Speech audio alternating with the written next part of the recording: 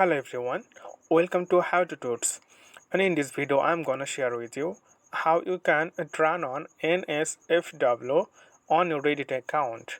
NSFW it's mean not safe for work, so it is related to nude or adult or graphical contents. Okay, so if you think that you wanna see this kind of thing on your Reddit, so by default it's turn off. So if you want to make it turn on, then you can easily do it. So how can you do it? Just follow my step, then you will learn. So now let's go to your Reddit. So here you can see Reddit. So click on your Reddit apps, and after that go to your profile page. Here you can see, click here, and then click settings in the bottom part on your screen.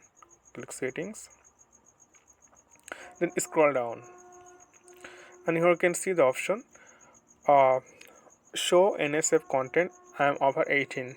Okay, so you have to declare it. So just click on this turn on. Here just click here, and it will be turn it on.